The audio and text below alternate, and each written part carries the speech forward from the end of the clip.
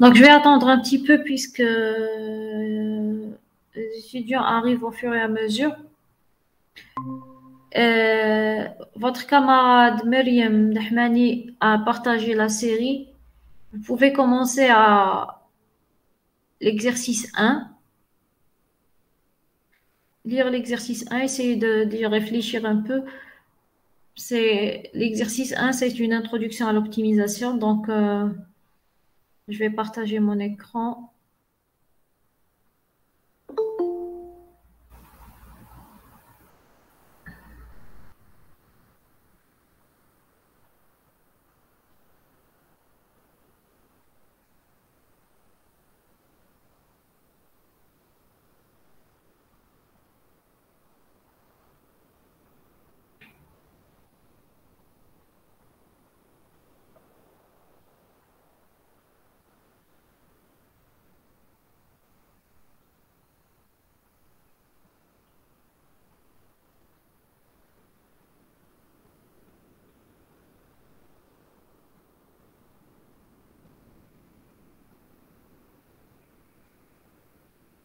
Donc, je vais partager l'intégralité de mon écran. Donc, accepter.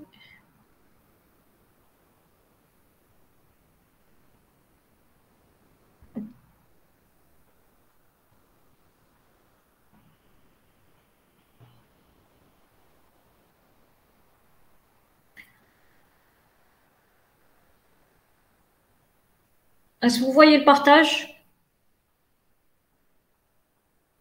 Il faudra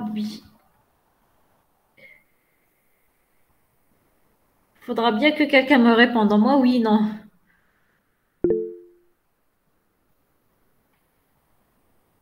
Est-ce que vous voyez le partage? Ah, c'est bon. Ok. Donc, vous avez la série. Vous la trouvez dans votre groupe, je suppose groupe Facebook.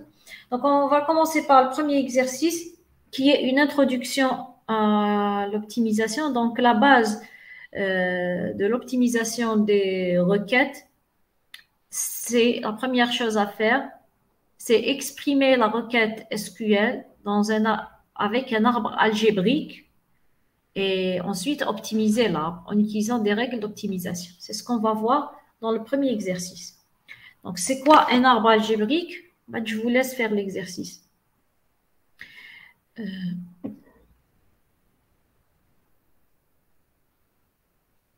Voilà, je vous laisse lire un petit peu l'exercice. J'attends encore 5 minutes pour que d'autres participants, j'espère, arrivent et j'explique.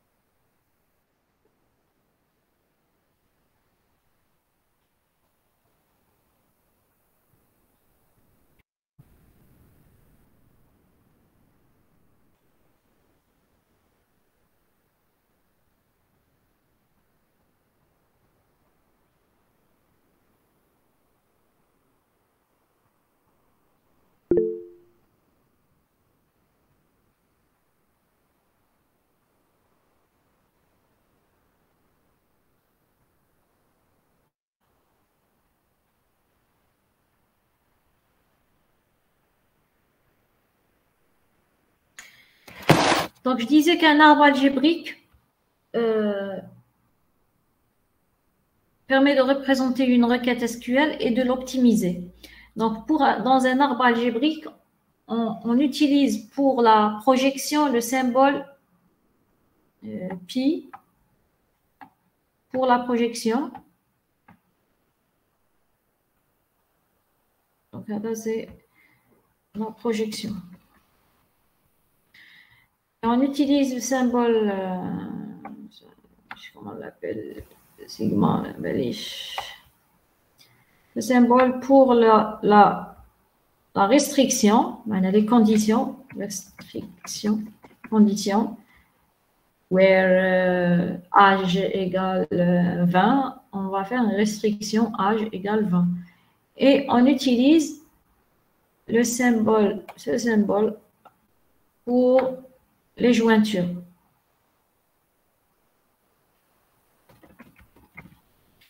Donc, si je vous donne la requête suivante, par exemple,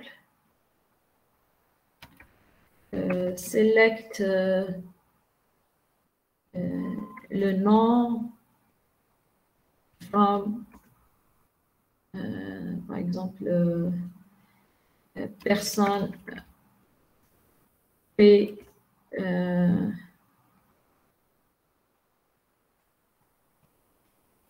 personne, je ne sais pas,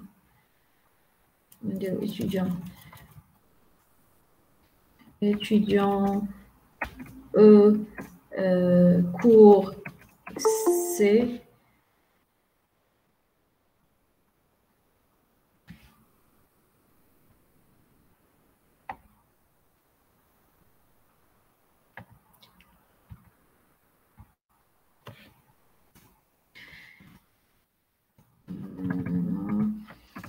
where, par exemple, E. Point, je vais accepter.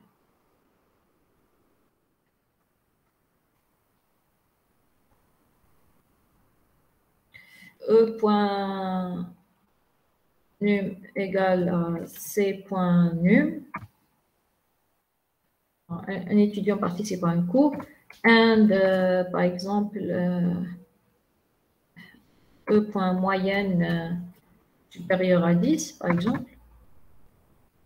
Et si je veux représenter cette requête avec un arbre algébrique, ça va être au sommet, j'aurai la projection. Ensuite, j'aurai les opérations, restrictions, d'autres projections, des jointures. Et dans les nœuds, je retrouve les tables. Donc, je vais avoir, dans les nœuds, je vais avoir deux nœuds étudiants et cours. Je fais une jointure entre ces deux tables.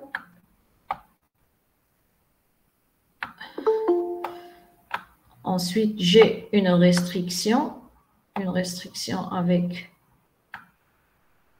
moyenne. Je vais utiliser restriction moyenne.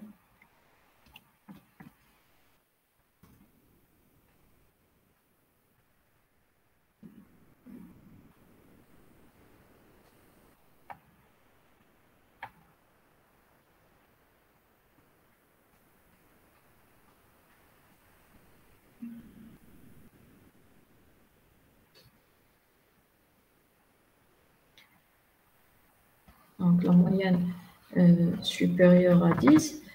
Et enfin, j'ai une projection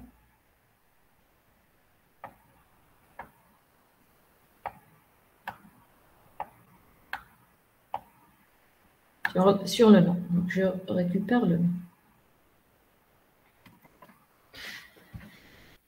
Voilà à quoi ressemble un arbre algébrique. En général, on utilise ces trois opérateurs. On a l'opérateur de l'union, par exemple. L'union, par exemple. Sinon, en général, on utilise la projection, la restriction et la jointure.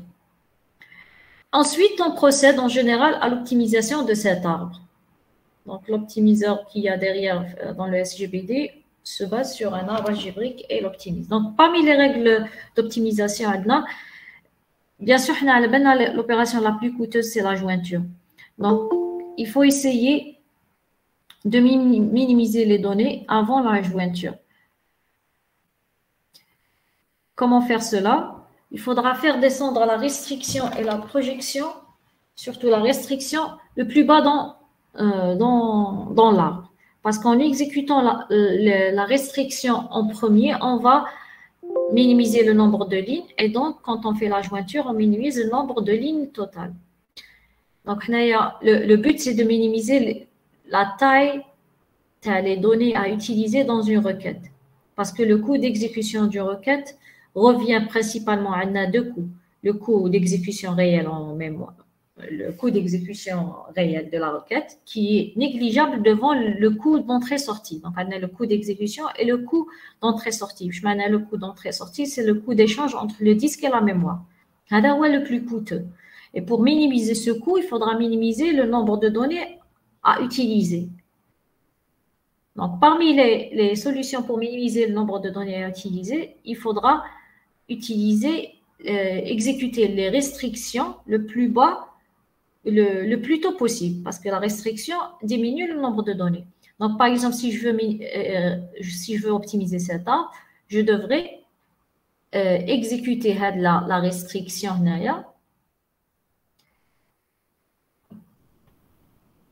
la restriction. De préférence, il faudra l'exécuter ici. Si la moyenne est un attribut dans la table étudiant, la moyenne de l'étudiant, je fais la restriction d'abord sur étudiant, ensuite je fais la jointure. D'accord? Aussi, pour minimiser les données, donc minimiser les lignes, aussi il faudra minimiser les colonnes. Donc les colonnes dont je n'ai pas besoin, je peux les éliminer en exécutant des projections techniques au plus bas dans l'arbre. Donc la projection sur le nom plus le nom, pour faire la jointure, le numéro de l'étudiant, je les exécute aussi plus bas dans l'arbre. D'accord? Et donc, pour avoir par exemple, si je veux optimiser l'arbre, j'aurai le résultat suivant. Je vais faire...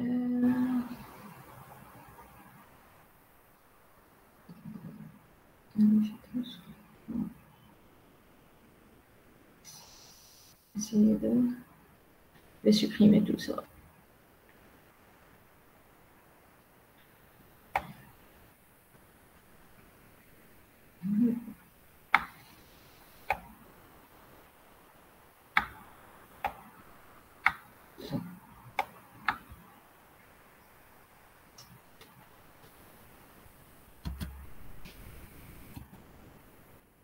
Donc, l'optimisation de cet arbre va me donner ceci. Donc, copier là.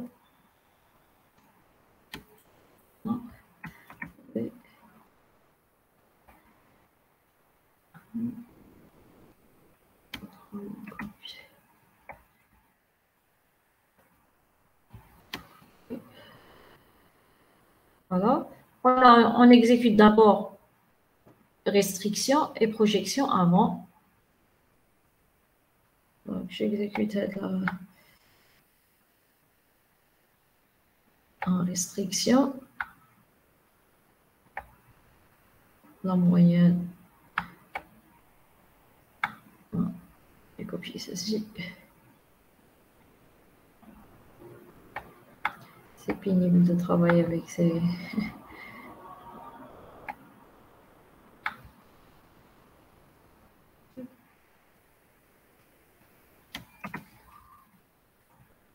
Okay. J'exécute la restriction d'abord sur la table étudiant, j'aurai moins de lignes.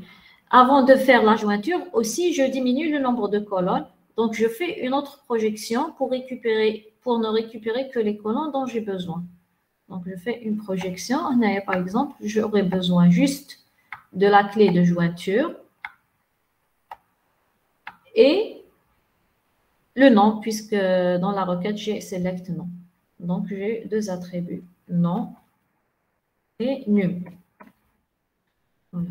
Cours aussi, cours où je ne sais pas, mais ça toutes les colonnes, ça toutes les lignes, mais ça toutes les colonnes, j'aurais besoin d'une seule colonne avec laquelle je fais la jointure avec étudiant. Donc, je fais une projection pour ne récupérer qu'une seule colonne. Donc, là, je suis en train d'optimiser. Alors, ça pose juste le numéro.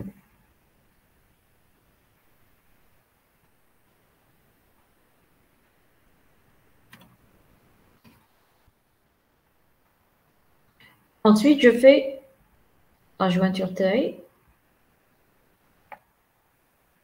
la jointure les clés, numéro. Et enfin, puisque j'ai besoin, après la jointure, j'aurai deux colonnes, le nom et le numéro. Et à la fin, je n'ai pas besoin du numéro, j'aurai besoin juste du nom. Donc, je fais une autre projection pour ne récupérer que le nom.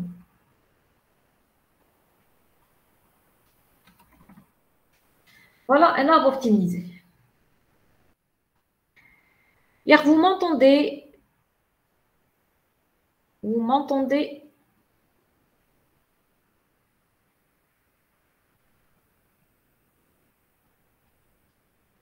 Oui.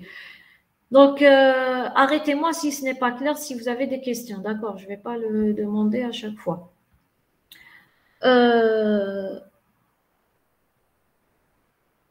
Voilà, donc ça, c'est juste un petit rappel de cours sur l'utilisation d'un arbre algébrique et son optimisation.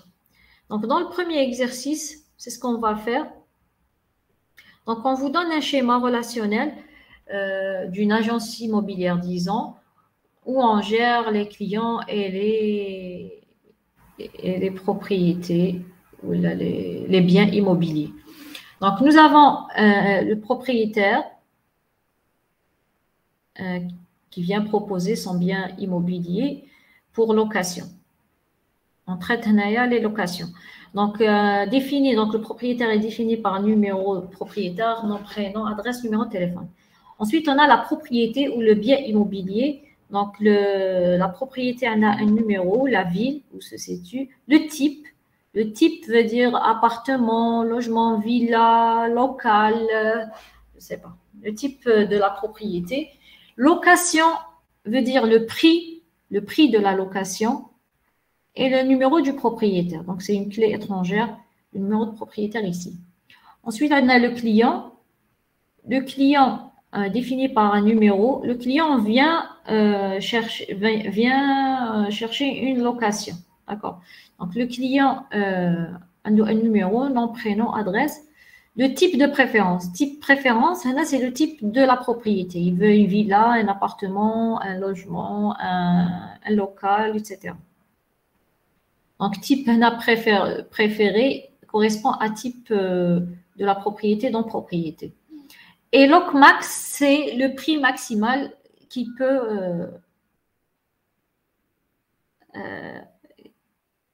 qu'il souhaite pour sa location. Donc, le prix maximal de la location qu'il peut payer. Ensuite, on a la table visite. Un client vient visiter une propriété, donc on enregistre cette visite. Donc, on a un numéro de client, visite une propriété, donc on a un numéro de propriété qui sont deux clés étrangères et la date de la visite. D'accord. Donc, on vous donne une requête SQL et on vous demande d'exprimer son arbre algébrique et de l'optimiser. La requête est la suivante. Quelles sont les propriétés visitées par les clients qui recherchent des appartements?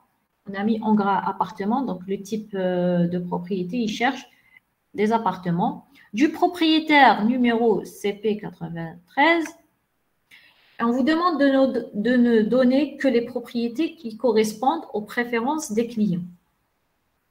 C'est-à-dire, il faut respecter le type qu'il souhaite. Donc, il souhaite un appartement, type appartement. Et il faudra respecter la location max terme. D'accord. Donc, donner la requête SQL. D'abord, Ensuite, ensuite, vous donnez l'arbre algébrique et essayez et optimisez-le au maximum. Allez-y. Je vous laisse 5 minutes pour faire l'exercice. Il n'est pas difficile, surtout qu'on a vu l'exemple juste avant. Donc, vous pouvez m'envoyer votre requête SQL dans le chat.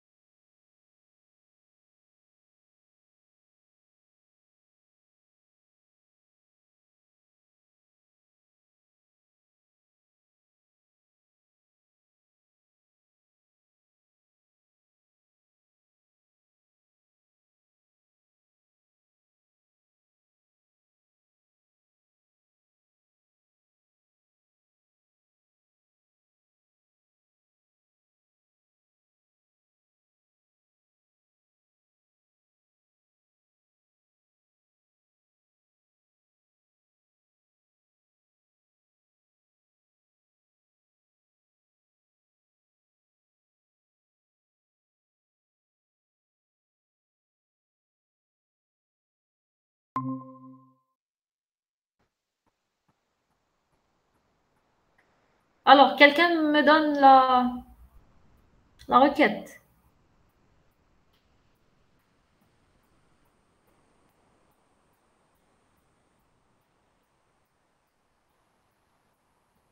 Oui.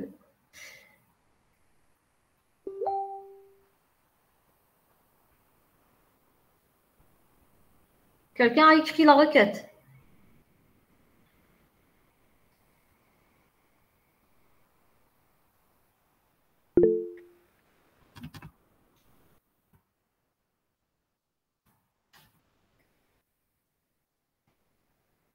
Donc, voilà la requête. Donc, on nous donne quelles sont les propriétés visitées par les clients. Bon, donc, on va, dans le select, on va donner la propriété, donc numéro de la propriété. On peut ajouter la ville juste pour voir sa situation, mais essentiellement, il faudra mettre select numéro propriété. From, donc on a les tables, on a besoin de la table propriété, puisque pour récupérer le numéro de la propriété, on a besoin du client, puisqu'on va chercher les propriétés visitées par les clients, et dire visitées par les clients, on a besoin de la table visite.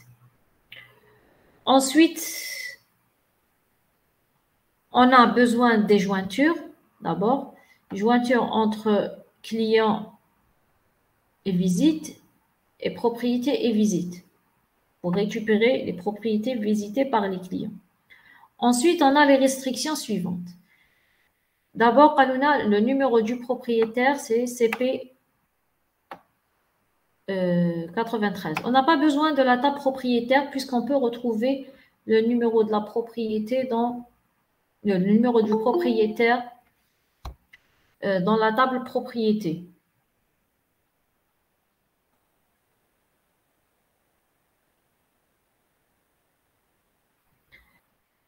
D'accord. Donc, numéro propriétaire, c'est CP 93. Ensuite, on nous a dit qu'il faut respecter ou donner les propriétés qui correspondent aux préférences des clients. On a deux préférences. On a le type de la propriété est un appartement. Et il faudra aussi que dans propriété, le type soit égal à type de préférence, donc il correspond aux préférences du client. Il faudra que LocMax, la location max, soit supérieure ou égale au prix de location dans propriété. D'accord? LocMax, le prix de location maximum du client doit être supérieur ou égal au prix de la location de la propriété dans la table propriété. Donc voilà la requête. Il faudra dresser son arbre algébrique. Donc donner l'arbre algébrique qui correspond à la requête. On a d'abord, donc je vous donne directement la solution. Donc, on a la projection. Dans la projection, il faut reprendre ce qu'il y a dans le select. Donc, la projection, elle a un numéro de propriété et la ville. Vous pouvez ne pas ajouter la ville, mais vous pouvez l'ajouter aussi. Et dans les nœuds, on retrouve les tables clients, visite et propriété. Donc, dans les nœuds de l'arbre, on a les trois tables. Ensuite, il faut mettre les jointures. Donc, on a deux jointures. Numéro client et les propriétés. Donc, joindre client avec visite et ensuite jointure avec propriété. Et enfin, il faut mettre toutes les restrictions qu'on a. Donc, on a type préféré égale appartement, type préféré égale type, and location max supérieure à la location et une propriété égale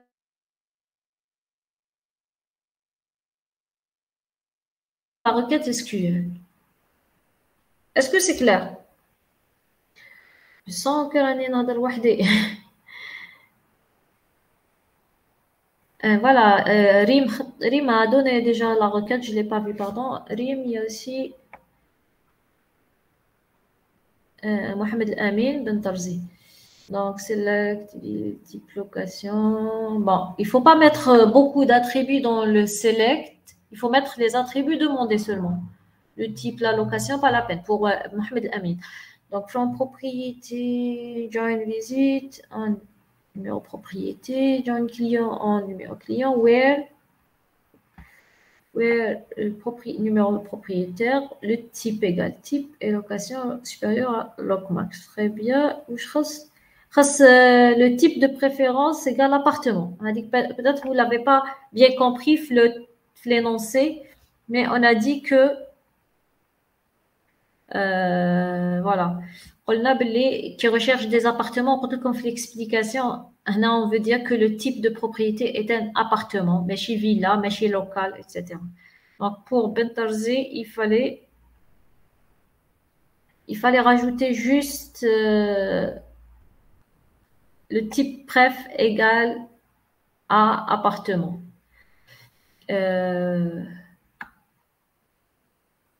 Voilà. Et pour RIM, donc, numéro from visite client propriété, voilà, une propriété. Pour RIM, il vous manque location. Le test sur le lock max doit être supérieur à location. Il faudra aussi que type préférence égale à type dans propriété. Même dans propriété, on récupère les propriétés de type appartement aussi. D'accord.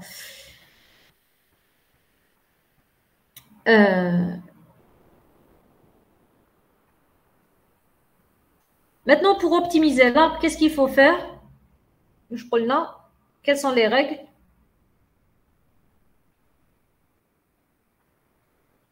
Là ou à l'arbre, donc on a des jointures et des restrictions et des projections.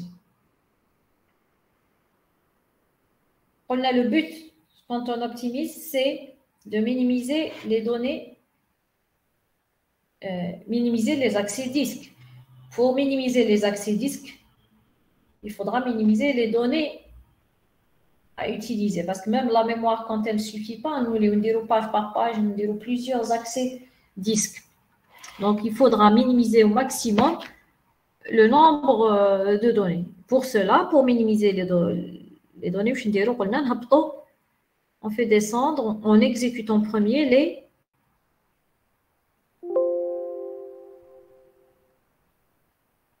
les restrictions et les projections. Donc, quelles sont les restrictions qu'on peut faire descendre? Bien sûr, les restrictions, je faut les attributs de chaque table. Est-ce qu'il y a des restrictions qu'on peut exécuter en premier et qu'il y a des restrictions, non. Il faut les mettre après la jointure. Il y a des restrictions qu'on doit exécuter après la jointure, sont des restrictions qui utilisent les attributs des deux tables, de deux ou plusieurs tables. Donc, là, la jointure pour retrouver les attributs en même temps pour pouvoir faire la restriction. Exemple, lock max supérieur ou égal à location. Je ne peux pas faire descendre cette restriction dans client. Voilà, parce que lock max, on retrouve l'attribut lock max dans la table client et on retrouve l'attribut location dans la table propriété. Donc, il faudra faire d'abord la jointure pour pouvoir faire cette restriction. Par contre, il y a d'autres restrictions qu'on peut exécuter en premier, qui sont, j'essaie de voir non, oui. Voilà. Donc, type préférence égale appartement, on peut l'exécuter en premier. Numéro de propriétaire. Voilà, très bien. Donc, type appartement, type préféré égale appartement, on l'exécute sur client. Donc, on va faire cette restriction en premier. وعندنا numéro de propriétaire, CP égale 93, on peut l'exécuter aussi sur la table propriété. Déjà, je vais avoir quelques lignes, juste les propriétés du propriétaire CP93. Et pour les clients, je vais avoir que les clients qui souhaitent des appartements. Ensuite, je fais les jointures. Type préf égale type et lock max égale location, je ne pourrai les exécuter qu'après avoir fait la jointure puisqu'ils dépendent de deux tables, les client et propriété. Donc, on aura l'arbre suivant. Donc, pour le client, on exécute la restriction. Ensuite, je fais la jointure avec visite. Propriété, je fais une restriction. Ensuite, je fais la jointure. Bon, la jointure, ta visite, qu'on a cadré ma propriété, peu importe. Ou visite avec client ou la visite avec propriété, c'est au choix. D'accord. Après avoir fait la jointure, donc à ce stade, j'ai tous les attributs de client, tous les attributs de visite et tous les attributs de propriété. Je peux faire cette restriction. Donc, je peux comparer type préf égale type et lock max supérieur ou égal à location. Il y a une autre optimisation à faire, laquelle on doit diminuer le nombre de lignes au maximum, mais aussi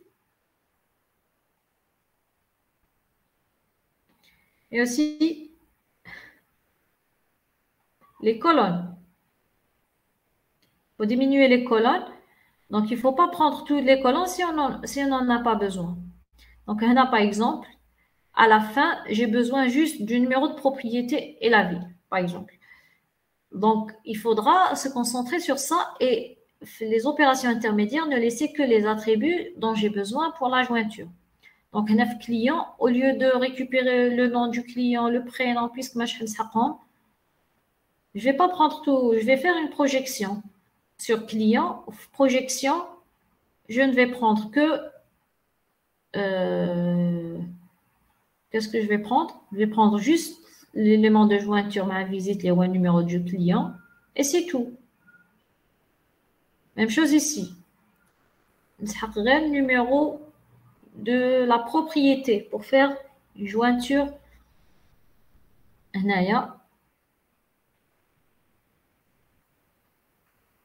D'accord. Numéro de propriété, dérober à la jointure, et c'est tout. Donc, on aura l'arbre suivant, ou l'arbre final.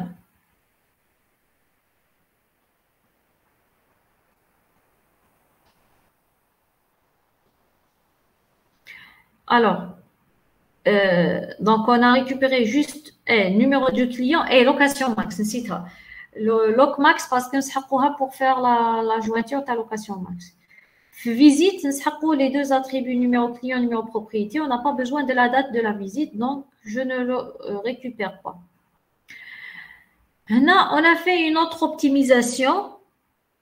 Elle n'est pas automatique, donc on l'a vu, puisque type pref égale appartement et type égale appartement. Donc, on a normalement la requête SQL directement des type égale appartement pour faire descendre la restriction ici. L'essentiel, la projection, ça pourrait le numéro de la propriété et la location et la vie. Je fais la jointure, loc max supérieur ou égal à location. Je fais cette dernière restriction et la dernière projection.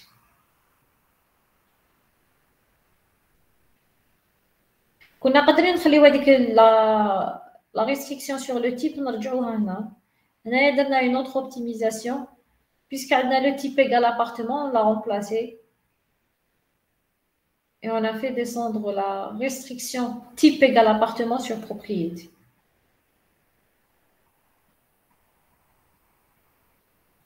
Voilà le résultat final de l'arbre optimisé. Avez-vous des questions?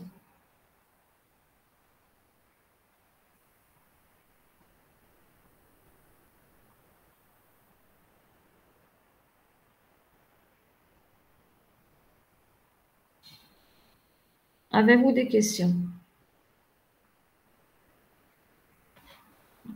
Je passe. Si vous n'avez pas de questions, on passe à l'exercice 2. On va vérifier justement, en calculant le coût d'exécution, que les règles d'optimisation réellement diminuent le coût d'exécution d'une requête. Donc, dans l'exercice 2, on vous donne un arbre algébrique correspondant à une requête. Donc, nous avons deux tables de relations R et S. R fait à deux attributs A et B. Et S contient deux attributs B et C. Et on vous donne des statistiques, des informations sur ces deux relations. Donc, cardinalité de R, maintenant, le nombre de tuples, c'est 5000. Val RA, notez cela, val RA veut dire le nombre de valeurs distinctes de A dans R. Le nombre de valeurs distinctes de A dans R. Val, donc on a 50 valeurs distinctes de A dans R. On a besoin de ces informations dans le calcul des coûts d'exécution. On fait des estimations. Qui n'a le nombre de valeurs distinctes, je peux estimer, par exemple, le nombre de fois que A se répète dans la table. D'accord.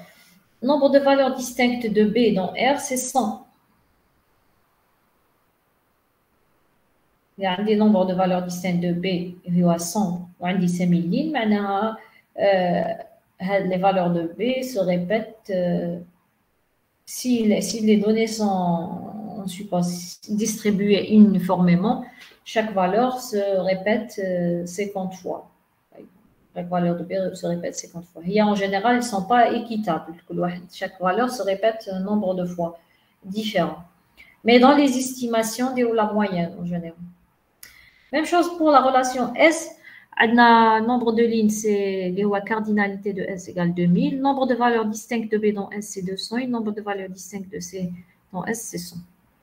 Et on vous donne cet arbre algébrique qui peut me donner la requête SQL correspondant à cet arbre algébrique.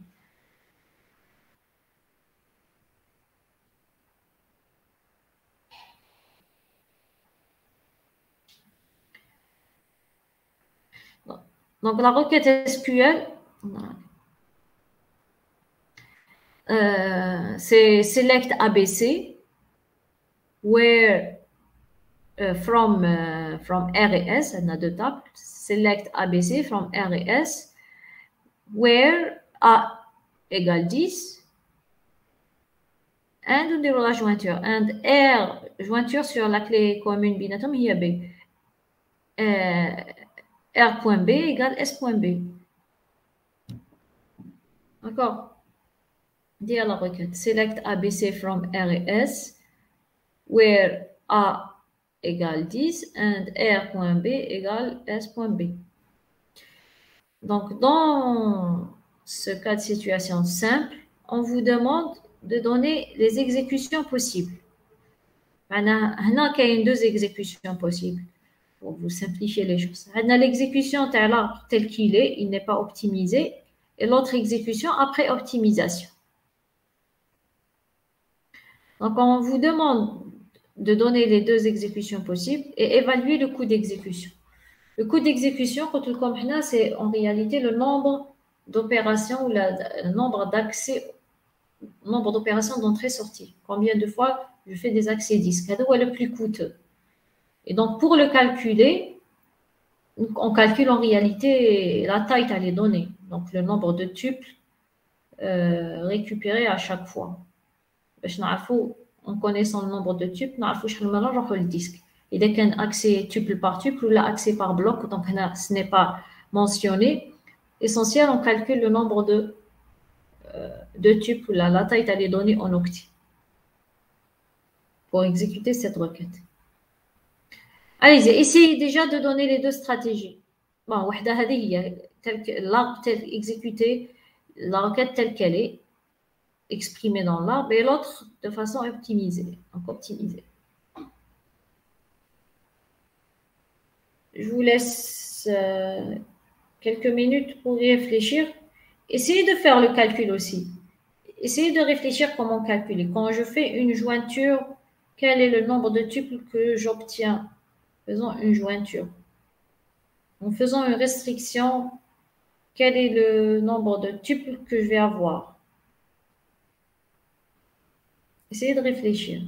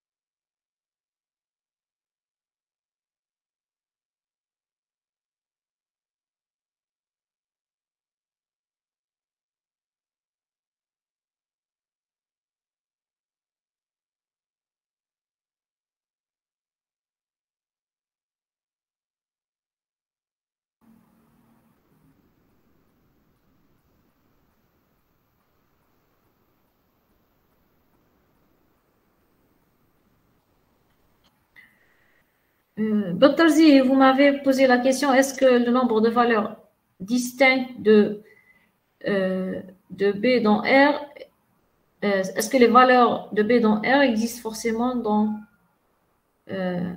S? C'est une bonne question parce que c'est vrai que ça rentre, ça a une influence sur le calcul, si on se pose que c'est oui ou non.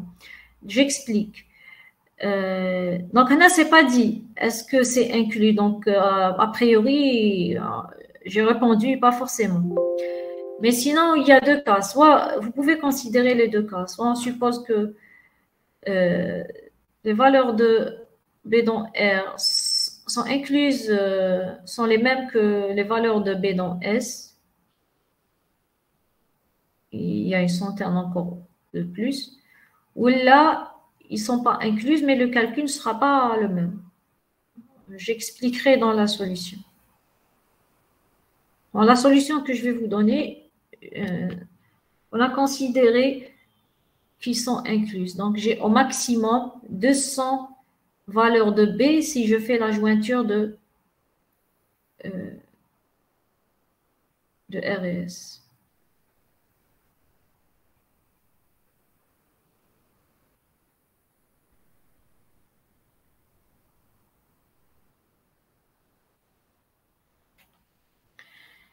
Alors, on discute la solution ensemble. Donc, d'abord, les deux solutions possibles sont les suivantes, les deux plans. Donc, le premier plan qu'on a, il est tel que on l'a donné, il n'est pas optimisé. Donc, on laisse la projection telle qu'elle, on laisse la restriction à sa place. Donc, la restriction va être exécutée après la jointure. La deuxième solution, on fait descendre la restriction dans R. Donc, on fait d'abord la restriction A égale 10 sur R. Ensuite, on fait la jointure. Et on va calculer ensemble le coût, le nombre de tuples qu'on récupère après chaque opération. On commence le plan 1 qui n'est pas optimisé. Alors, quel est le nombre de tuples que j'obtiens si je fais la jointure de R et S?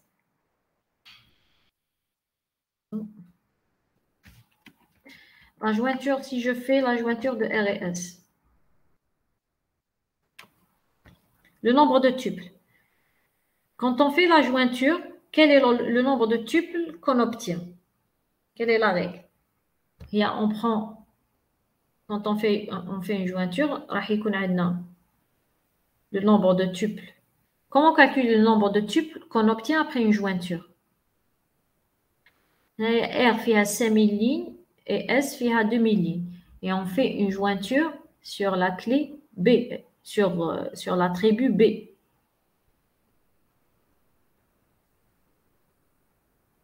Combien de tuples je vais obtenir?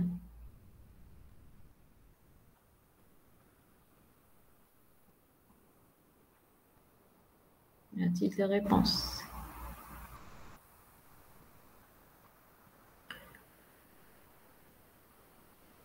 Je reviens sur la solution. Combien de tubes je vais obtenir?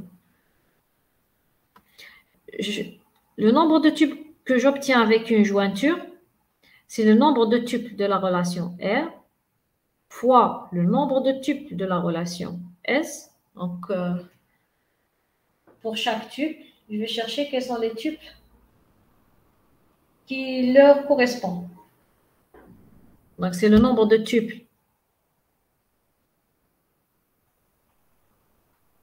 de R fois le nombre de tubes de S et je divise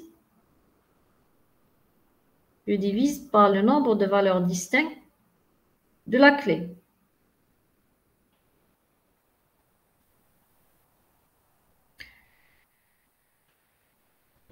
C'est un exemple. Supposons que Nardo des chiffres, supposons qu'on dit 5 lignes R et 2 lignes S et je fais une jointure sur B, sachant que B apparaît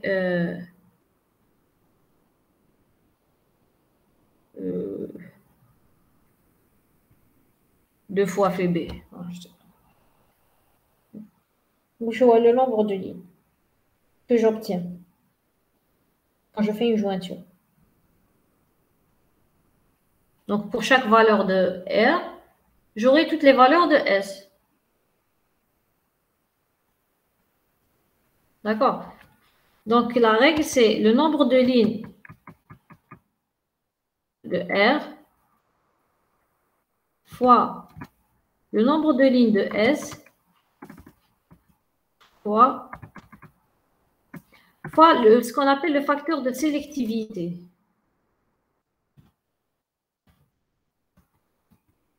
Nombre de lignes de S.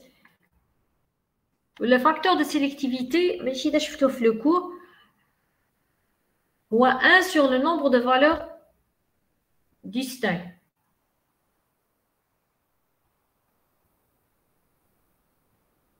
باش تفهموها كي نحبوا نعرفوا شحال كاين من par exemple كي نديروا une restriction نحبوا نعرفوا شحال tuple j'obtiens ندير le nombre de tuples اللي عندي je le divise par le nombre de valeurs distinctes. Même chose pour la jointure. شحال من tuple عندي كي ندير jointure. C'est le nombre de tuples dans la première table fois le nombre de tuples dans la deuxième table. Parce que pour chaque attribut, pour chaque ligne, on regarde les lignes dans l'autre table. Une jointure. واش هما les tuples اللي راح يكون فيهم égalité بين تاع l'attribut B في ال R ou le S. باش نعرف je divise par le nombre de valeurs distinctes de B. شحال من مرة يبان B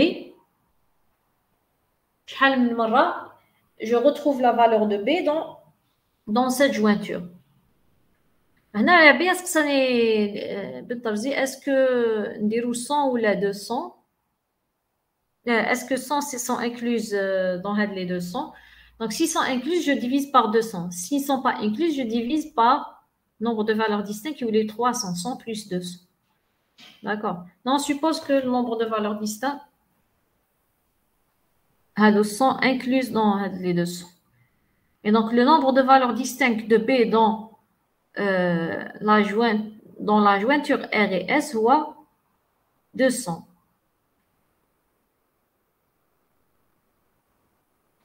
Donc, divisé par 200. Tuple.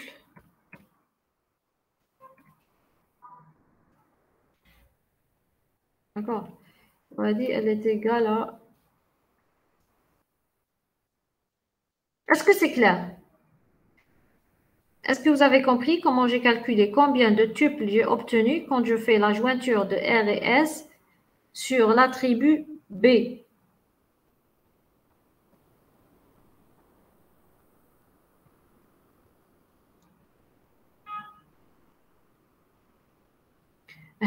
Je divise par 200 parce qu'on suppose qu'il y a une distribution équitable, uniforme. معنى كي نقول B, le nombre de valeurs distinctes de B هو 200 valeurs distinctes, on suppose que chaque valeur تتعاود بنفس le même nombre de fois que n'importe quelle autre valeur. D'accord? Donc باش نعرف شحال من tuple عندي d'une valeur B, je divise par le nombre de valeurs distinctes. Ça va me donner 10 puissance 5 fois 10 puissance 4.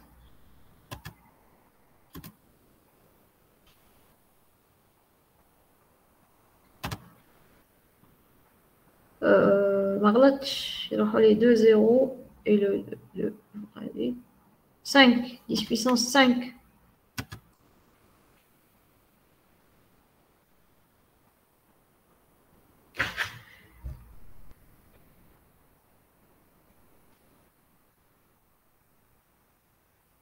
Quatre, 5. Allez, 4. Non. 5.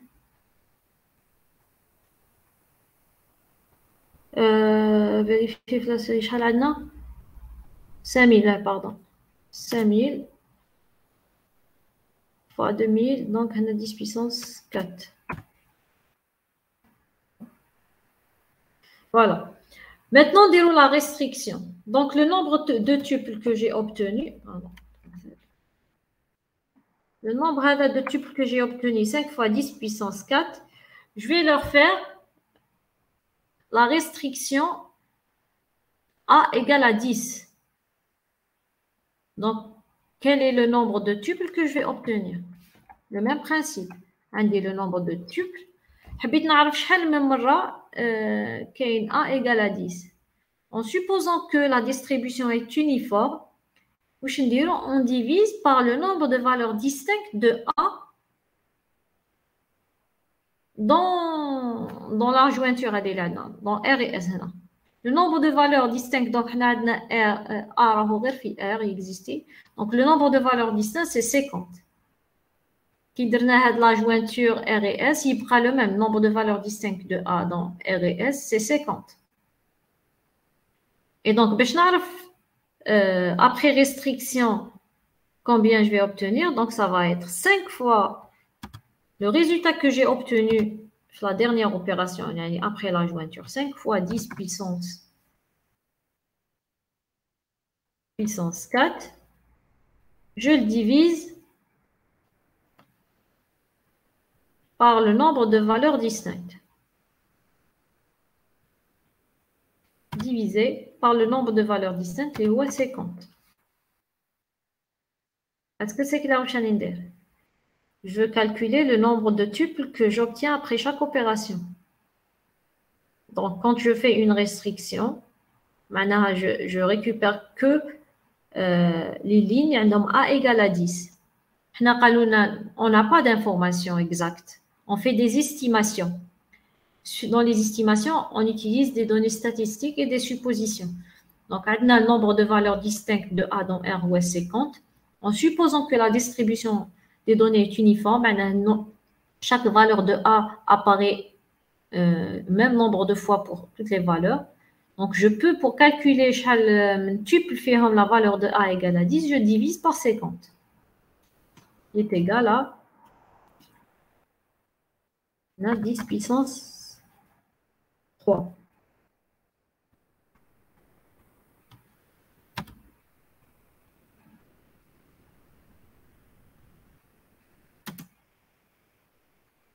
Tuple. D'accord. Donc, enfin, faites l'opération, la projection en A, B et C. Donc, il n'y a pas d'autres tuples à récupérer, ça se passe en mémoire. On peut calculer juste la taille du résultat. La taille du résultat, donc c'est 10 puissance 3, nombre de tuples, fois la taille de A de l'attribut A, ça dépend de son type, taille de A, plus taille de B, plus la taille de C. Donc, la taille du résultat final, n'importe quel plan d'exécution, plan 1 ou la 2, devrait être toujours la même. Parce que le résultat final, quelle que soit la façon d'exécuter la requête, on obtient toujours le même résultat. Et le résultat final a toujours la même taille. Donc, le résultat final, on va obtenir 10 puissance 3, 10 puissance 3 tuple qu'on multiplie fois 3 colonnes. Maintenant, le coût, comment calculer le coût? Le coût, on a le nombre de fois qu'on fait, le nombre d'entrées-sorties. Donc, pour chaque opération, donc faites l'étape déjà, je récupère 5 fois 10 puissance 4 tuple. Donc, je fais 5 fois 10 puissance 4 opérations d'entrée-sortie si je récupère tuple par tuple. On n'a pas les pages ou les blocs, etc. Donc, on suppose tuple par tuple. Donc, je fais 5 fois 10 puissance 4 opérations. Faites la restriction aussi, je ferai 10 puissance 3 autres opérations. ce qui va me donner le résultat de 5000. 5 fois 10 puissance 4 plus 10 puissance 3. 51 000. Si je fais des erreurs, vous me le dites, 10 puissance 3. Donc, j'écris ça pour comprendre. Donc, le coût, c'est la somme des différents coûts. Il y a de l'opération et de l'opération, d'accord. Donc, 5 fois 10 puissance 4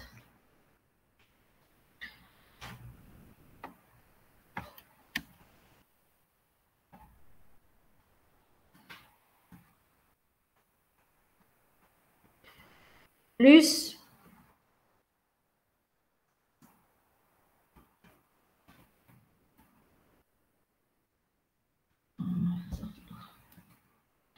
10 puissance 4 plus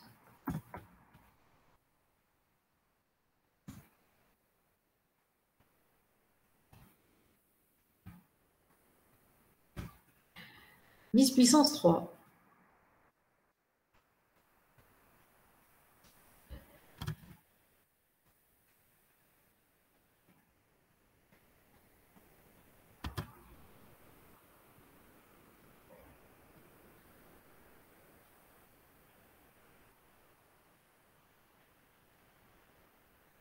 Qui est égal à 51 000 opération. D'accord. Opération d'entrée-sortie.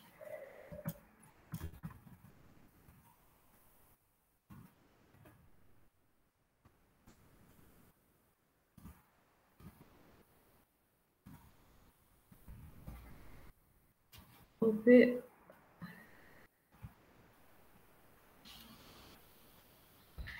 On va essayer de faire le même calcul pour le plan 2.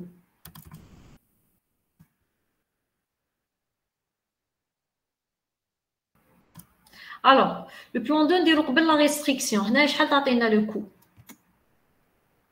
Ah, il y a quelqu'un peut me donner le coût. Non, la restriction.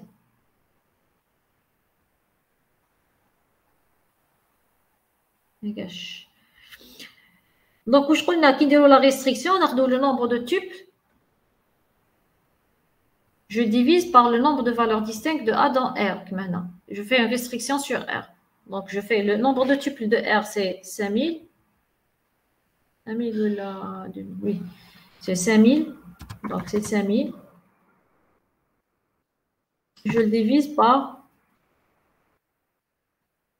50, le nombre de valeurs distinctes de A, ce qui va me donner 100 tuples.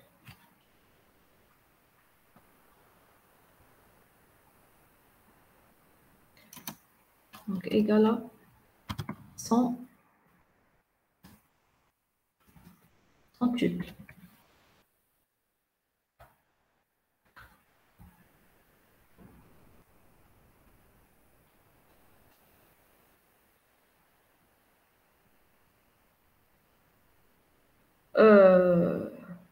Ensuite, je fais la jointure des raies de 100 que j'ai obtenu, les 100 tuples, fois le nombre de lignes de S, donc 100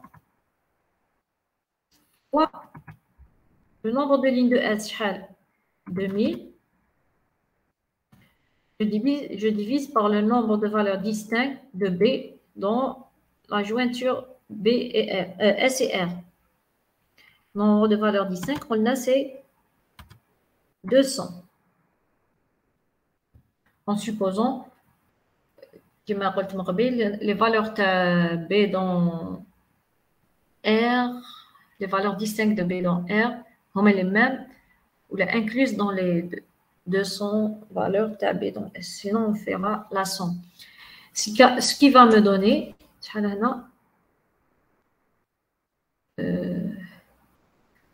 1000, 10 puissance 3. Il faut obtenir 10 puissance 3 parce qu'on doit obtenir le même résultat. 10 puissance 3 tuple.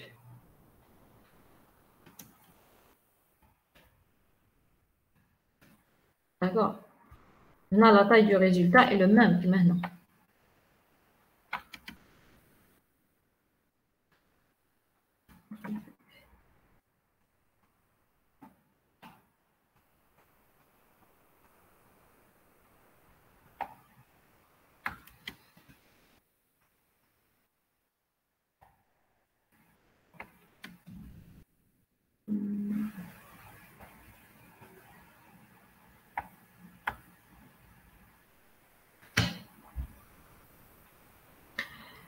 Et le coût du plan 2, c'est la somme de 100 plus 1000.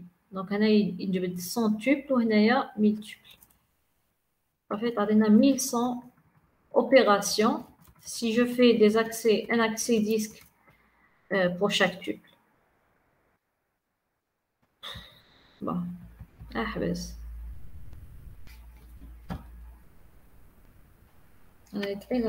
machine quand j'ai partagé l'écran. Le coût égale 100 plus 1000 est égal à 1100 opérations au lieu de 51 000 opérations. On voit nettement la différence entre les deux plans d'exécution.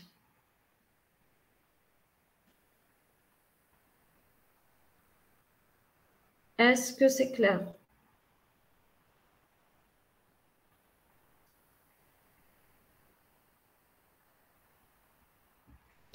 Il faut juste comprendre comment calculer le nombre de tuples résultant d'une opération algébrique. Donc, quand je fais soit la jointure, soit la restriction, je fais le nombre de tuples divisé par le nombre de valeurs distinctes. Donc, la jointure, pour avoir le résultat à la jointure, c'est les deux tables divisées par le nombre de valeurs distinctes dans les deux tables, dans la jointure des deux tables. Voilà pour cet exercice.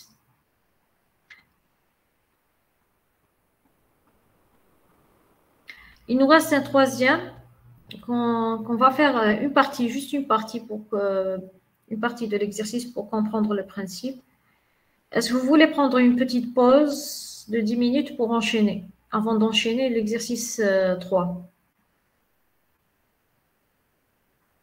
Est-ce que c'est bon, je peux enchaîner?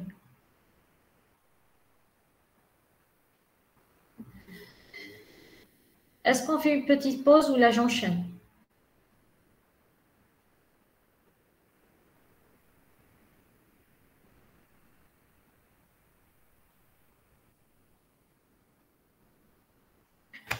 Bon, je vous laisse lire l'exercice pendant 5 minutes, je ne la même pas et je reviens.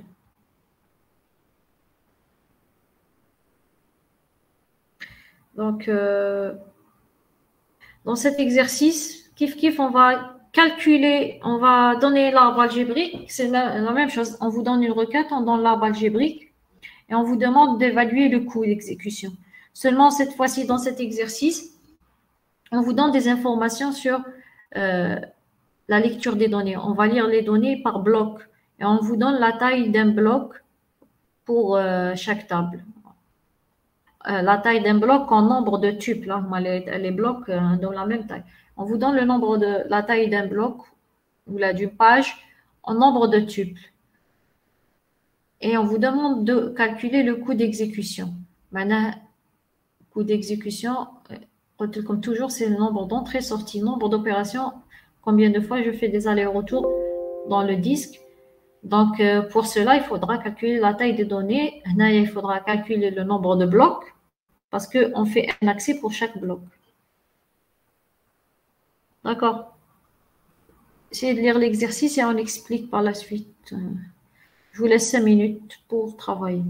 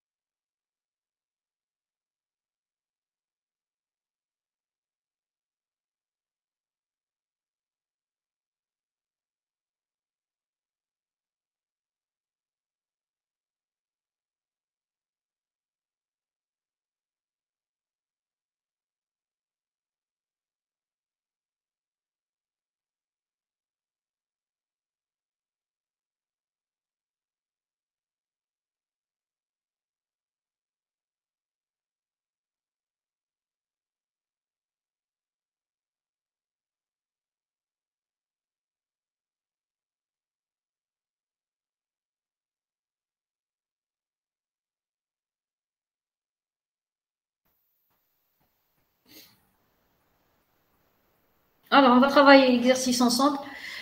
Donc, on nous donne un modèle relationnel, donc 3 tables, 3 relations.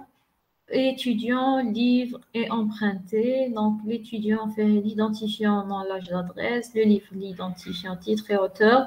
Et emprunté est une table d'association qui lie étudiant à livre. Donc, un étudiant emprunte un livre. Donc, on retrouve les 2 clés étrangères, l'idée de l'étudiant et l'idée du livre, et la date de l'emprunt.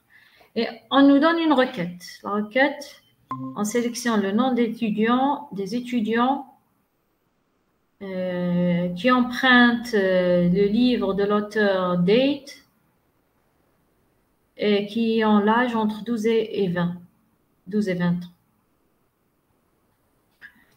Alors, et on nous donne des données statistiques sur les données pour pouvoir estimer le coût de l'exécution de la requête. Donc, toujours dans ce type de modèle d'optimisation basé sur le coût, on nous donne des données statistiques. On se base sur des données statistiques de la base de données. Donc, on nous donne qu'il y a 10 enregistrements de la table étudiant, donc 10 000 enregistrements, donc 10 000 tuples, 10 000 tuples étudiants stockés sur 1000 pages. L'information, on nous donne le nombre de tuples qui sont stockés sur 1000 pages, c'est pour pouvoir calculer la taille d'une page. 10 000 enregistrements sur 1000 pages, donc pour calculer la taille d'une page, donc chaque page contient 10 000 sur 1000. 10 000 sur 1000, donc 10 enregistrements. Chaque page fait à 10 enregistrements, 10 tuples. Ça va nous aider à le fait de calculer la taille d'une page pour pouvoir calculer par la suite le nombre de fois qu'on fait des accès disques, parce qu'on fait un accès disque pour récupérer chaque page. D'accord. Pour la table livre, elle a 50 000 enregistrements stockés sur 5 000 pages. Donc là, toujours, la taille d'une page, c'est 50 000 sur 5 000, ce qui va nous donner 10, toujours 10 tuples, 10 enregistrements par page. Et nous avons 300 000 enregistrements de la table empruntée stockés sur 15 000 pages. Kif, je n'ai pas la taille d'une page de... combien de tuples contient une page? Une page on fait 300 000 divisé par 15 000. On va retrouver 20 tuples. 20 tuples par page. On nous donne l'information qu'il y a 500 auteurs différents, donc 500 valeurs distinctes de auteurs dans la table livre. Nathalie, qu'elle va nous aider quand on fait le calcul de coût, quand on fait la restriction. Auteur égale date. Elle a 500 auteurs différents, donc pour pouvoir comptabiliser le nombre de tuples résultant après restriction, on divise le nombre de tuples qu'on a sur le nombre de valeurs distinctes des auteurs, donc 500 sur 500. L'âge des étudiants vont de 7 à 27 ans. Là aussi, on suppose que l'âge des étudiants est distribué de manière uniforme. On a le même nombre d'étudiants à un âge donné, toutes les valeurs. D'accord. Nombre d'étudiants, donc, le nombre de valeurs distinctes. 27. De 27 à 28 ans. De 7 à 28 en 24 ans. 7 à 24 ans, on trouve une valeur qui est entre 7 et 24 ans. Combien de valeurs il y a entre 7 et 24 ans? D'accord.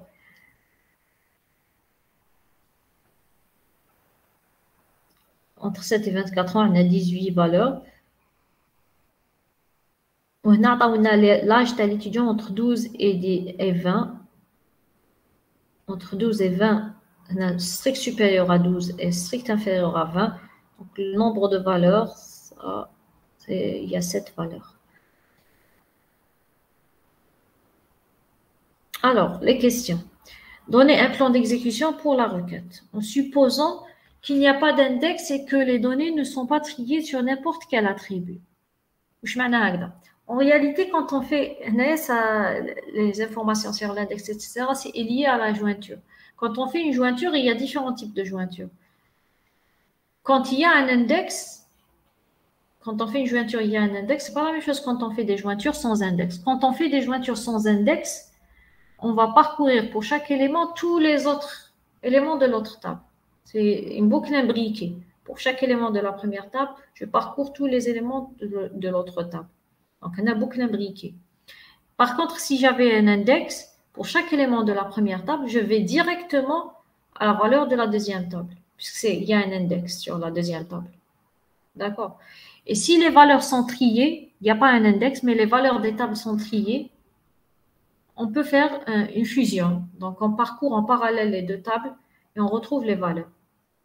Donc, la jointure ne se fait pas de la même manière. Donc, normalement, il cours tous les types de jointures, comment se déroulent selon s'il y a un index, si les tables sont triées ou pas. Donc, dans cet exercice, dans cette première question, on nous demande de donner le plan d'exécution en supposant qu'il n'y a pas ni index, il n'y a pas d'index et que les données ne sont pas triées sur n'importe quel attribut. Cela veut dire que les jointures vont se faire avec une boucle imbriquée, avec des boucles imbriquées. Et même pour la sélection, il n'y a aucun index. Donc, tout se fait avec un parcours de toutes les valeurs. Ensuite, on nous demande de calculer le coût de ce plan et les cardinalités. On va s'arrêter, faire les deux questions. Questions C et D, on ne va pas les faire. Alors, plan d'exécution, donc vous pouvez donner plusieurs plans d'exécution, optimiser ou non. Là, je vais vous donner un plan d'exécution et on va travailler dessus, d'accord? Vous pouvez proposer différents plans d'exécution. Alors, le plan d'exécution que je vous propose, donc il n'est pas optimisé. Je fais les jointures. Ensuite, je fais les restrictions. D'accord? Pardon.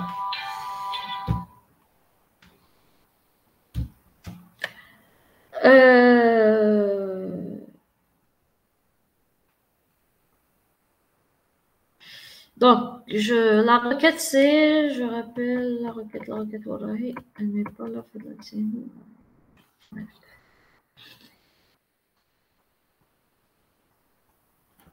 la requête, c'est select le nom from étudiant, livre et emprunté. Donc, un disjointure entre livre, étudiant et emprunté.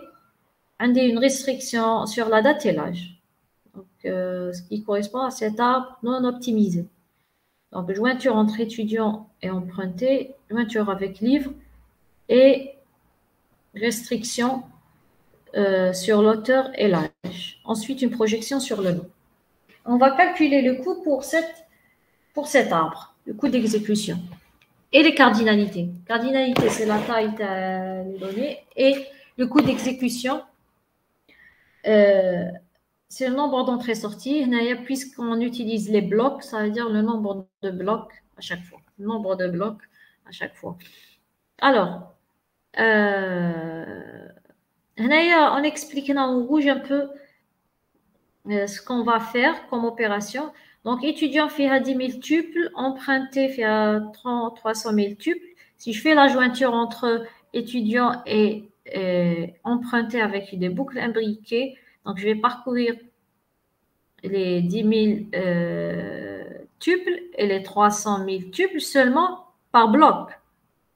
Maintenant, on nous dit par bloc. Mais je dis pour chaque tuple d'étudiant, je vais parcourir tous les tuples d'emprunté. Je vais récupérer un bloc qui contient, on les avait calculés, un bloc d'étudiants contient 10 tuples. D'accord. Un bloc d'étudiants contient 10 tuples. Un bloc de livres fait 10 tuples.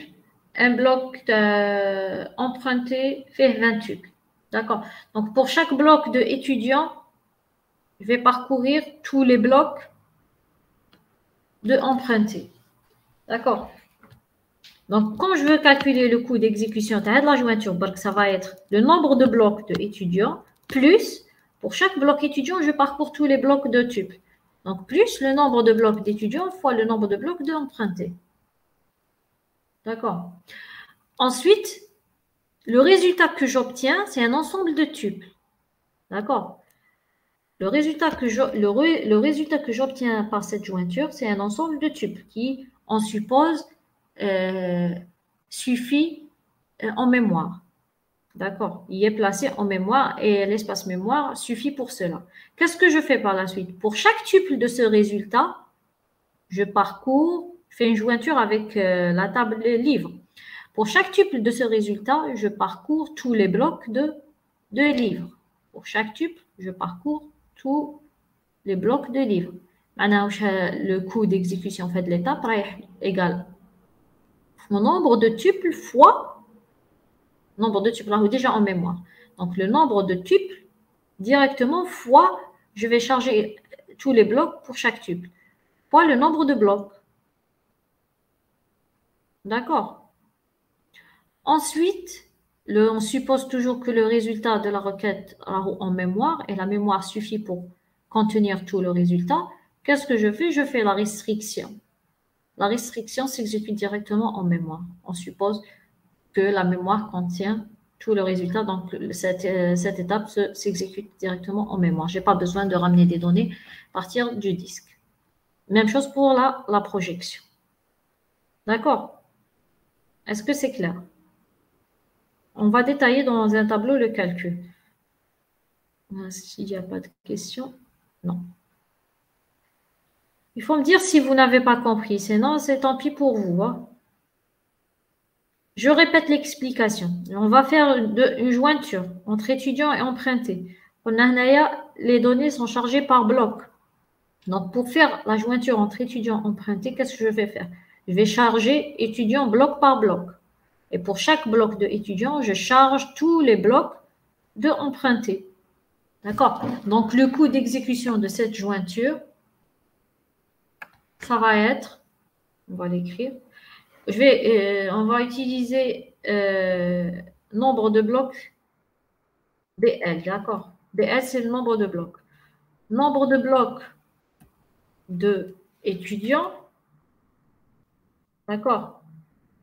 Pour exécuter de la jointure, étudiant avec emprunté, je vais charger tous les blocs de étudiants, donc et je fais un accès disque pour chaque bloc. Donc, le nombre de blocs de étudiants, plus pour chaque bloc de étudiants, je charge tous les blocs de empruntés. Donc, pour chaque bloc de étudiants, je charge donc fois le nombre de blocs de empruntés.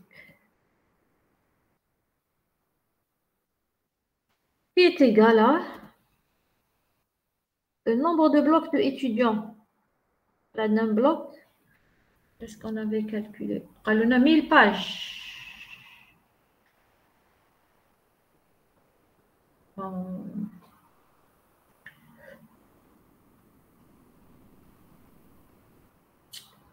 10 000 enregistrements de la table stockés sur 1000 pages, 1000 blocs. Chaque bloc contient des tubes. Donc 1000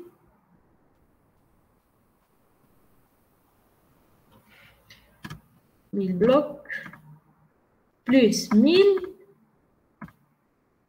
fois nombre de blocs empruntés, c'est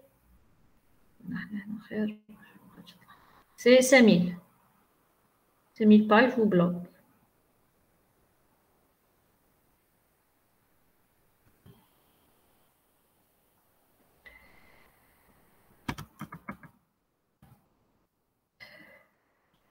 Il va me donner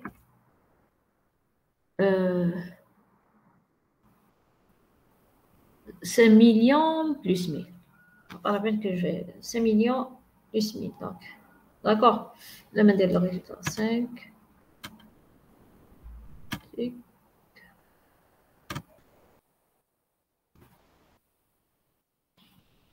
Non, ne râle pas. Si. C'est bon. Normalement, c'est bon. هذه opération.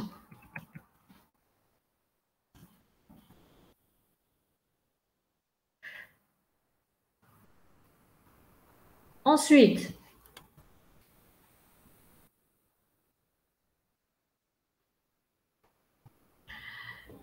on va faire une jointure entre le résultat. Le résultat, il faudra connaître le nombre de tubes.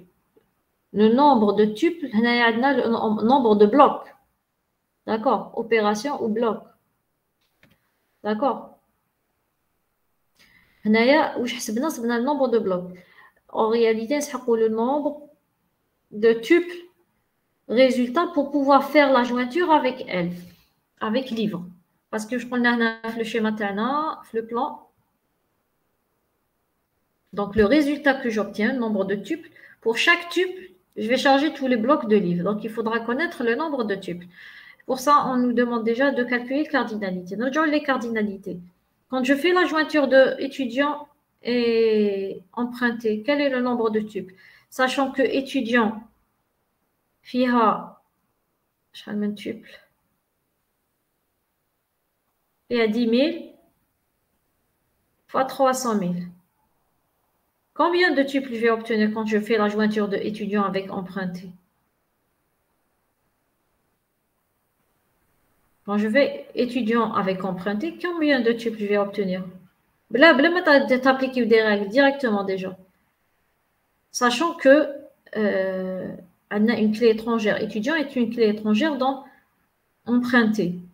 Donc, tous les tuples de emprunté ont une valeur d'étudiant. Cela veut dire que tous les tuples de emprunté, on va obtenir tous les tuples de emprunté. Mais si on applique quand même la règle, dire le nombre de tuples étudiant fois le nombre de tuples de emprunté divisé par le nombre de valeurs distinctes de numéro étudiant. Ou la clé de jointure. Nombre de valeurs distinctes de étudiants, c'est 10 000. C'est le nombre de lignes d'étudiants. Ce qui va me donner 300 000. Et voilà le nombre de tuples de emprunté. Mais intuitivement, on pouvait le dire directement égal à 300 000. Que quand je fais la jointure de étudiant avec emprunté, le nombre de lignes que je vais obtenir, c'est le nombre de lignes de emprunté. D'accord? Parce que chaque ligne de emprunté a son correspondant étudiant. Maintenant, il n'y a pas de ligne que je vais... C'est parce qu'il y a une clé étrangère. Il n'y a pas de ligne que je ne vais pas trouver étudiant. C'est parce que c'est une clé étrangère. D'accord? Donc, le nombre de tuples que je vais obtenir fait de l'étape, c'est 300 000. Ça veut dire que c'est 300 000, nombre de tuples. 300 000 fois le nombre de blocs de livres. D'accord?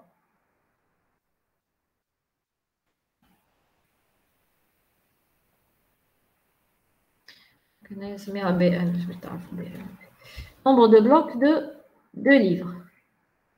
Nombre de blocs de livres, c'est livres, 5000.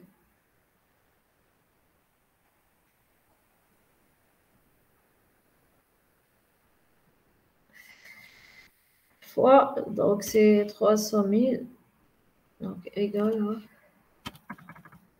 300 000 fois 5000 est égal à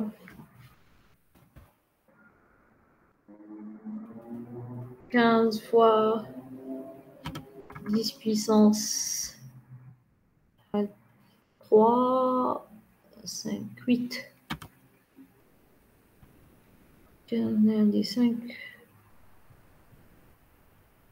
8.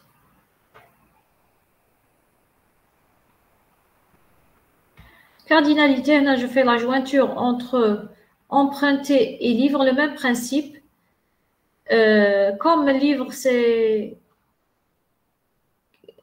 la clé de livre est une clé étrangère dans emprunté. Donc, quand je fais la jointure entre emprunté et livre, je vais obtenir le nombre de lignes de emprunté. Mais si on fait quand même le calcul, c'est nombre de lignes tout à l'heure, 300 000 fois le nombre de lignes livres, 5 000 ou là 50 000, 50 000 je suppose. À 50 000, je divise par le nombre de valeurs distinctes de la clé livre. Il y a la clé de jointure, il y a 50. D'accord. Donc, dès une jointure va avec une clé étrangère, le nombre de tuples résultat, c'est le nombre de tuples de la table qui fait la clé étrangère, la plus grande. 300 000. Enfin, on a la restriction et la projection. Supposons que la mémoire suffit pour contenir tous ces tuples.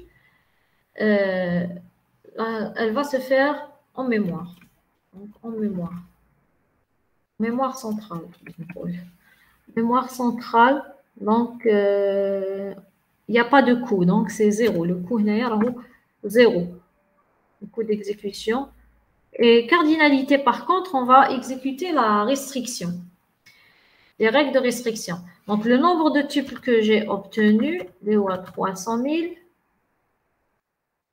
je divise par, on dit la première restriction, on a deux restrictions. Le livre égale, auteur égale date, donc je divise par le nombre de valeurs distinctes de auteur dans le livre, les lois 500. Donc, fois 1 sur 500. 1 sur 500. Et la deuxième restriction, c'est sur l'âge. On suppose que les données sont distribuées uniformément. Donc, le facteur de sélectivité ou la data à l'âge, le nombre de valeurs à l'âge sur le nombre de valeurs existantes. L'âge entre 7 et 24. Ou entre 12 et 20. Supérieur strict à 12 et inférieur strict à 20, le nombre de valeurs, c'est 7. Donc, 7 valeurs sur le nombre de valeurs distinctes, c'est 18. 24.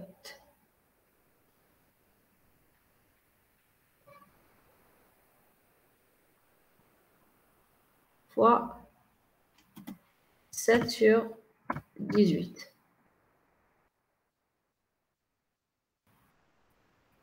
Ça va donner un résultat égal à peu près, si je me souviens, à 245 ou à 35. Oui, je vais vous donner le rejet final. Ensuite, le total. Donc, le total, c'est le résultat. Cardinalité, c'est la taille finale, c'est ça.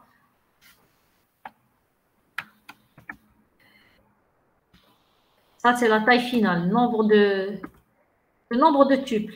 Par contre, le coût, il faudra faire la somme parce que un coût plus le coût plus le coût.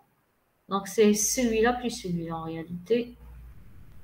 Donc, c'est 500 plus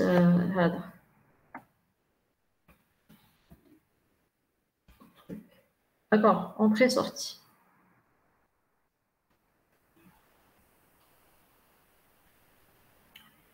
Est-ce qu'il y a des questions? Est-ce que c'est clair? Est-ce que c'est pas clair? Est-ce qu'il y a des commentaires? Madame, alors, Sonia Hadouche. Et de préférence, il faut parler parce que je suis dans le chat ou j'ai pas un bip qui dit un chat. Donc, nombre de blocs de EM, c'est 15 000. Nombre de blocs de EM, c'est 15 000. Nombre de blocs de EM, c'est le nombre de pages. Nombre de blocs, c'est 15 000. Nombre de blocs de EM. Pardon. Merci. de me l'avoir corrigé, mais il fallait le faire. Attends, mais il le message à l'ordre. Ah, ça va. Moi, je vais lâcher la main dès que je vous ai. Oui, d'accord. C'est 15 000, le nombre de blocs de empruntés. غلطت مع ta livre. Donc, je revérifie. Le nombre de blocs de empruntés, c'est 15 000. Oui. Donc, c'est 15 000. Donc, Hanaya, c'est 15 plus 1000. Donc, Hanaya, c'est 15. Merci de me l'avoir corrigé. Donc, le principe, ce qu'il faut retenir dans ce TD, donc, il y a comme une requête pour l'optimiser, il faudrait, c'est l'arbre algébrique, il faut l'optimiser, les principales règles d'optimisation, faire descendre les restrictions le plus bas dans l'arbre, il faut exécuter des projections là où c'est nécessaire pour ne garder que les données nécessaires. Donc, les projections et les restrictions le plus bas possible dans l'arbre. Ensuite, pour le calcul des coûts, le but, c'est de calculer le coût d'exécution sur le nombre d'entrées et sorties, le nombre d'accès disques. Pour cela, il faudra calculer la taille des données. Donc, quand c'est des accès par tuple, en général, on ne fait pas des accès disques pour récupérer un seul tuple. Mais si c'est le cas, il suffit de calculer le nombre de tuples pour connaître le coût d'exécution. Si c'est par bloc, il faudra calculer le nombre de blocs pour chaque opération pour comptabiliser le coût d'exécution, pour connaître le nombre d'accès disques. C'est ce qu'on a fait aujourd'hui. Donc, pour les jointures, en général, quand c'est des jointures imbriquées, par boucle imbriquée, on fait des multiplications, nombre de blocs. Mais quand vous utilisez des index, on fait des accès directs. C'est la deuxième partie, mais je vous donne quand même le corrigé. Sinon, c'est suffisant pour aujourd'hui. D'accord, on a terminé. Ma belle, il n'y a pas beaucoup de présents. En tout cas, je vais refaire ce même TD le lundi prochain pour les groupes, les en présentiel. Et pour vous, donc, il vous reste un seul TD qu'on va faire le jeudi, Inch'Allah, de 15h à 17h sur les transactions pour terminer le programme. Là, vous serez libre la semaine prochaine. Inch'Allah.